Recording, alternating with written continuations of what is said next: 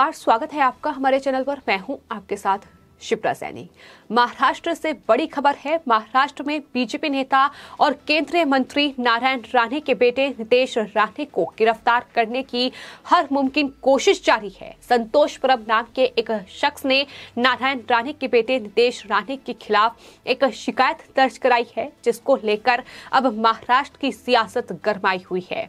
इस बीच नितेश राणे के पिता बीजेपी नेता और केंद्रीय मंत्री नारायण राणे का बड़ा बयान सामने आया है। उन्होंने कहा है कि हत्या के इस प्रयास के झूठे केस में उनके बेटे नितेश राणे को महाराष्ट्र में महा विकास अघाड़ी सरकार फंसा रही है। इतना ही नहीं, पत्रकारों से बातचीत करते हुए नितेश राणे के पिता नारायण राणे ने यह साफ तौर पर कहा कि ये साजिश जो है वो सिंधुदुर्ग जिला सहकारी बैंक के चुनाव से पहले रची गई है, ताकि सहकारी बैंक के चुनाव में जीत हासिल करके महा विकास अघाड़ी सरकार के नेताओं के द्वारा जो अनियमितता इस सहकारी बैंक में बरती गई है, जो घोटाले किए गए हैं, वो उजागर ना हो पाए। और यही वजह है कि इस तरीके से उनके बेटे नितेश राणे को फंसाने की हर मुमकिन कोशिश जारी है।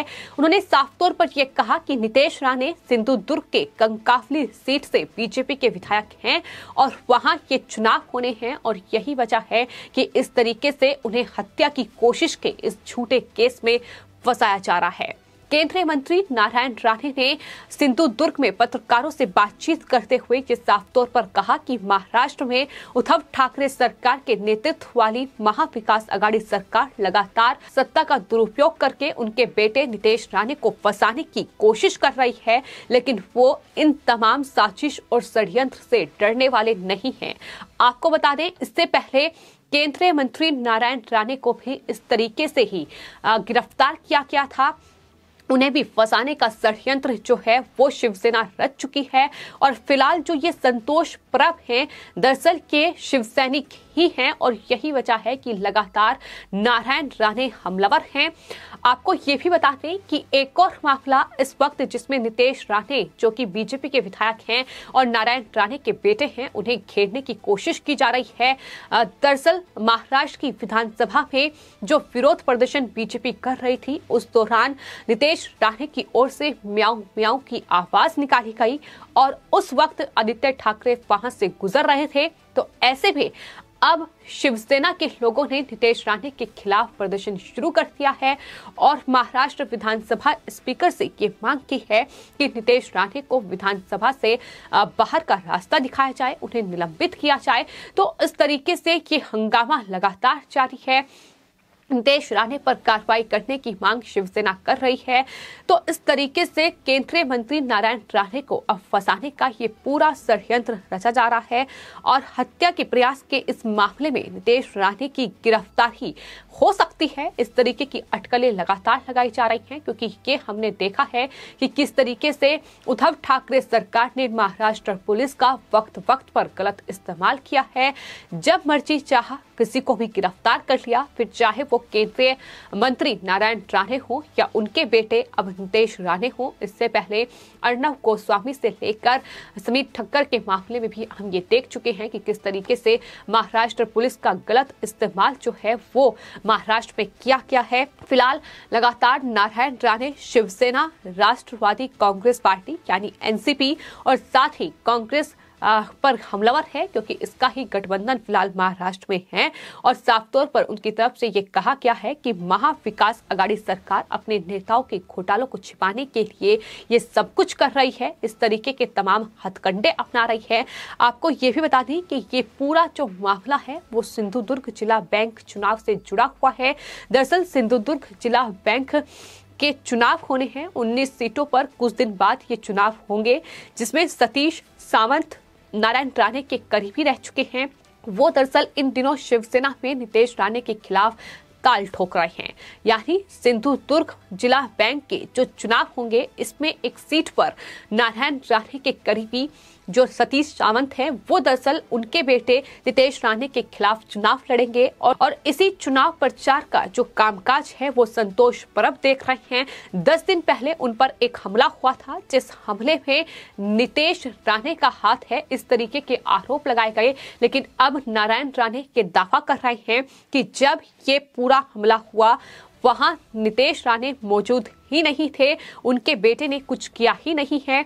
ये सिर्फ और सिर्फ महाविकास अघाड़ी सरकार का षड्यंत्र है, साजिश है चुनाव जीतने के लिए, और ताकि सहकारी बैंक में जो घोटाले अब तक किए गए हैं वो सामने ना आ पाए। उन्होंने साफ तौर पर यह कहा है कि नितेश राणे को भारतीय दंड विधान यानी आईपीसी की धारा 307 के तहत उनके बेटे को हत्या के प्रयास के इस झूठे केस में फंसाया जा रहा है। दरअसल ये पूरा जो कहीं न कहीं आरोप प्रत्यारोप का सिलसिला है, ये इसलिए भी जारी है क्योंकि नारायण राणे महाराष्ट्र के पूर्व मुख्यमंत्री रह चुके हैं।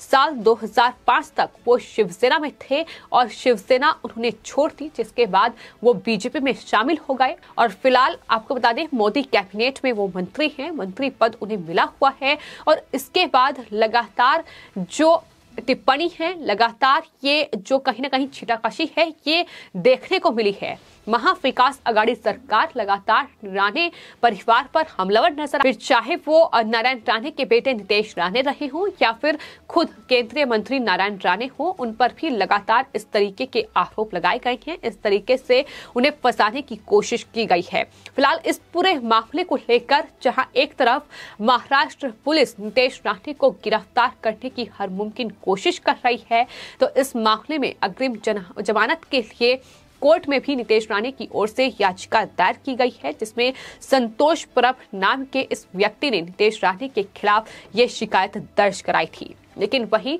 इतना तय है कि कहीं न कहीं महाविकास अघाड़ी सरकार सत्ता का दुरुपयोग कर रही है, क्योंकि दूसरी तरफ शिवसेना लगातार नितेश राणे को घेर रही है। एक तरफ यही उद्धव ठाकरे, उनके बेटे आदित्य ठाकरे अभिव्यक्ति की आजादी की बात करते हैं। वो कहते हैं कि भारत में बयान देना कभी कभी अपराध बन जाता है, लेकिन इस तरीके के सवाल वो करते हैं। लेकिन अब महाराष्ट्र में जो कुछ हो रहा है वो किसी की नजर से छिपा नहीं है, क्योंकि जिस तरीके से नारायण राणे के बेटे नितेश राणे ने ये म्याऊं म्याऊं चिल्लाया, कोई भी इस तरीके की टिप्पणी कर सकता है, लेकिन उन्होंने किसी का नाम नहीं लिया, उन्होंने आदित्य ठाकरे का नाम नहीं लिया, उन्होंने महाविकास अघाड़ी सरकार का नाम नहीं लिया। तो ऐसे में ये कैसे तय हो गया कि आदित्य ठाकरे के लिए उन्होंने म्याऊं म्याऊं शब्द का इस्तेमाल किया? वो सिर्फ बैठे हुए थे, अपना विरोध प्रदर्शन जता रहे थे और उसी दौरान उन्होंने म्याऊं म्याऊं चिल्लाया और वहां से आदित्य ठाकरे गुजर रहे थे, जिसके बाद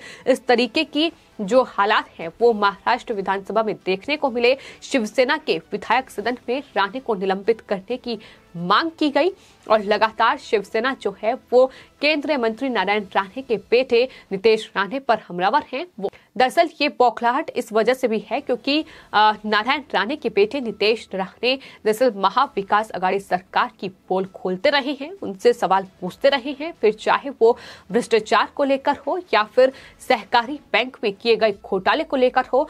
फिलहाल ये सिंधुदुर्ग में सहकारी बैंक के चुनाव होने हैं, जिसको लेकर ये पूरी सियासत महाराष्ट्र में गरमाई हुई है और नारायण राणे का साफ तौर पर ये कहना है कि उनके बेटे को सिर्फ और सिर्फ इसलिए फंसाया जा रहा है क्योंकि चुनाव में जीत हासिल करनी है ताकि उनके घोटालों का पर्दाफाश ना हो पाए। और ये हमने देखा है कि किस तरीके से सिटी सहकारी बैंक में बड़े घोटाले हुए हैं, करीब करीब 900 करोड़ रुपए के घोटालों का पर्दाफाश हो चुका है, जिसमें शिवसेना के नेता ही फंसे हुए हैं। तो क्या इन तमाम नेताओं को बचाने के लिए बीजेपी के एक नेता को फंसाने का ये षड्यंत्र सही में महाविकास अघाड़ी सरकार रच रही है? ये सवाल कहीं ना कहीं अब बना हुआ है। फिलहाल आपकी इस पूरे मामले पर क्या राय है, हमें कमेंट बॉक्स में जरूर लिखें और चैनल को सब्सक्राइब करें। धन्यवाद।